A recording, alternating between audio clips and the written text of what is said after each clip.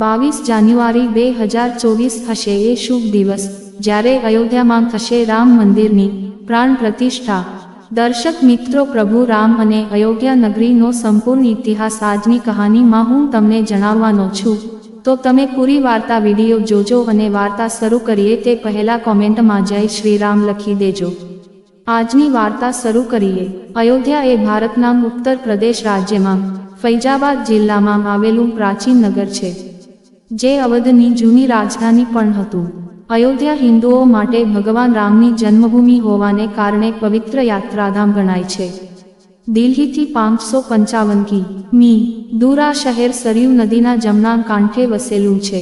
હિન્દુ ધર્મમાં ભારતના 7 શહેરો ધાર્મિક મહત્વ ધરાવે છે, તેમાં અયોધ્યાનો સમાવેશ થાય છે। ભગવાન રામચંદ્રની તે જન્મભૂમિ હોવાથી આ નગરનો ભારે મહિમા છે। ત્યાં રામચંદ્રજીના અનેક સંસ્મરણોને મૂર્તિમંત સ્વરૂપ આપતા મંદિરો બંધાવવામાં આવ્યા છે, જેવાં કે શ્રી રામચંદ્રજીનું મંદિર, હનુમાન મંદિર, હનુમાનગઢી, સુવર્ણ મંદિર, સ્વર્ગદ્વારનું મંદિર, રામઘાટ, લક્ષ્મણઘાટ, રામકોટ, મણિપર્વત વગેરે। આને કારણે અયોધ્યા પ્રાચીન મંદિરોના શહેર તરીકે જાણીતું છે। મુઘલ શાસનકાળ દરમિયાન રામ અવતારનો જે સ્થળે અંત આવ્યો ત્યાં બાંધેલું સ્વર્ગદ્વાર નામનું મંદિર તોડી ઔરંગઝેબે મસ્જિદ બંધાવેલી। તે પહેલાં 1528માં તેના સાનિધ્યમાં મુઘલ સમ્રાટ બાબરે બંધાવેલી બાબરી મસ્જિદ વિવાદનો વિષય બનેલ હતો। તે ઇમારતનો પછી 6 ડિસેમ્બર 1992ના રોજ ધ્વંસ થયો હતો। ફૈજાબાદમાં અવધના નવાબી કાળની ઘણી ઇમારતો નજરે પડે છે। દર્શક મિત્રો, હવે જાણીએ પ્રભુ રામનો અને અયોધ્યા નગરીનો સંપૂર્ણ ઇતિહાસ। ઇતિહાસકારોના મતે કૌશલ પ્રદેશની પ્રાચીન રાજધાની અવધ બૌદ્ધ કાળમાં અયોધ્યા અને સાકેત તરીકે ઓળખાતી હતી।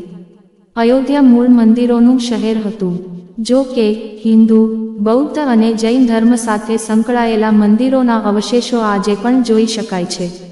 જૈન ધર્મ અનુસાર અહીં આદિનાથ સહિત 5 તીર્થંકરોનો જન્મ થયો હતો। બૌદ્ધ ધર્મ અનુસાર ભગવાન બુદ્ધએ અહીં કેટલાક મહિનાઓ માટે રોકાણ કર્યું હતું। ભગવાન રામના પૂર્વજ વૈવાસ્વત સૂર્યના પુત્ર વૈવાસ્વત મનુએ અયોધ્યા વસાવ્યું હતું। ત્યારથી મહાભારત કાળ સુધી સૂર્યવંશી રાજાઓનું શહેર પર શાસન કરતું હતું। અહીં જ ભગવાન શ્રી રામનો જન્મ દશરથના મહેલમાં થયો હતો। મહર્ષિ વાલ્મીકીએ પણ રામાયણમાં અયોધ્યાની સુંદરતા અને મહત્વતાની તુલના ઇન્દ્રલોક સાથે કરી છે। ધન ધાન્ય અને રત્નોથી ભરેલી અયોધ્યાની અતુલનીયતા અને ગગનચુંબી ઇમારતો અયોધ્યામાં હોવાનું વર્ણન પણ વાલ્મીકી રામાયણમાં છે। એવું કહેવામાં આવે છે કે ભગવાન શ્રી રામની જળ સમાધિ પછી અયોધ્યા થોડા સમય માટે નિર્જન બની ગયું હતું, પરંતુ તેમના જન્મસ્થળ પર બાંધવામાં આવેલ મહેલ તેવો ને તેવો રહ્યો હતો। ભગવાન શ્રી રામના પુત્ર કુશે ફરી એક વખત રાજધાની અયોધ્યાનું નિર્માણ કર્યું। આ નિર્માણ પછી તેનું અસ્તિત્વ છેલ્લા રાજા મહારાજા બૃહદબલ સુધી, સૂર્યવંશની આગામી 44 પેઢી સુધી ચાલુ રહ્યું। મહાભારત યુદ્ધમાં અભિમન્યુના હાથે કૌશલરાજ બૃહદબલનું અવસાન થયું। મહાભારતના યુદ્ધ પછી અયોધ્યા નિર્જન બન્યું, પરંતુ શ્રી રામના જન્મસ્થળનું અસ્તિત્વ ભૂંસાયું નહીં। આ પછી તેનો ઉલ્લેખ છે કે ઈસવીસન પૂર્વે આશરે 100 વર્ષ પહેલાં ઉજ્જૈનનો ચક્રવર્તી સમ્રાટ વિક્રમાદિત્ય એક દિવસ શિકાર કરતા કરતા અયોધ્યા પહોંચ્યો। થાકને લીધે તેમણે અયોધ્યામાં સરયુ નદીના કાંઠે કેરીના ઝાડ નીચે પોતાની સેના સાથે આરામ કરવાનું નક્કી કર્યું। તે સમયે ત્યાં ગાઢ જંગલ હતું, અહીં પણ કોઈ વસ્તી નહોતી। મહારાજા વિક્રમાદિત્યએ આ ભૂમિમાં કેટલાક ચમત્કારો જોયા, પછી તેમણે શોધ શરૂ કરી અને નજીકના યોગીઓ અને સંતોની કૃપાથી તેમને ખબર પડી કે આ શ્રી રામની અવધ ભૂમિ છે। તે સંતોની સૂચનાથી સમ્રાટે અહીં એક ભવ્ય મંદિર તેમજ કુવાઓ, ટાંકી, મહેલો વગેરે બનાવ્યા। કહેવાય છે કે તેમણે શ્રીરામ જન્મભૂમિ ખાતે કાળા રંગના પથ્થરના 84 સ્તંભો પર એક વિશાળ મંદિર બનાવ્યું હતું। પાછળથી વિક્રમાદિત્યના રાજાઓએ સમય પર આ મંદિરની સંભાળ લીધી। તેમાંથી એક સુંગ વંશના પ્રથમ શાસક પુષ્યમિત્ર સુંગએ પણ મંદિરનો જીર્ણોદ્ધાર કરાવ્યો।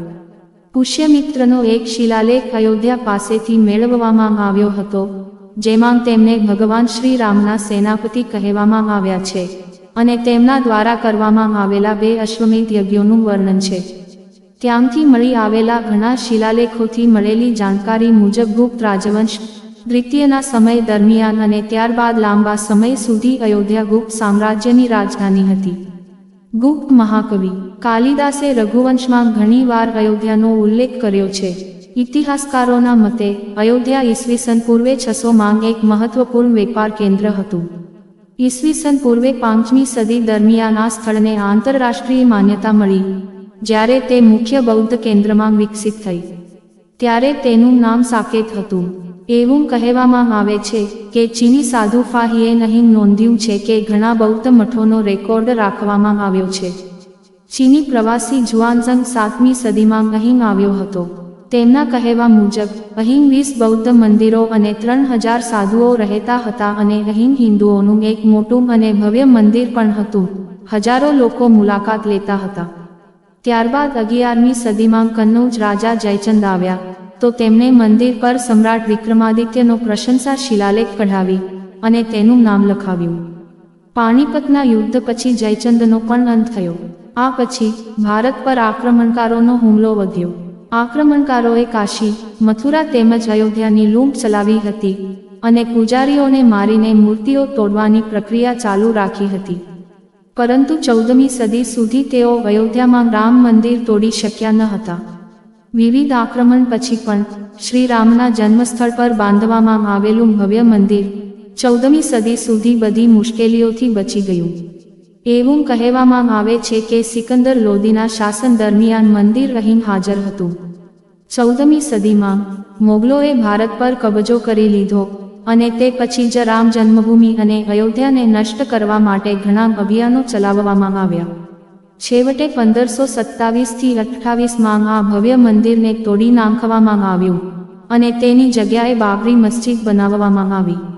એવું કહેવામાં આવે છે કે મોગલ સામ્રાજ્યના સ્થાપક એવા બાબરના એક સેનાપતિએ બિહાર અભિયાન દરમિયાન અયોધ્યામાં શ્રી રામના જન્મસ્થાનમાં પ્રાચીન અને ભવ્ય મંદિરને તોડી નાખ્યું હતું અને તેની જગ્યાએ એક મસ્જિદ બનાવી હતી જે 1992 સુધી અસ્તિત્વમાં હતી.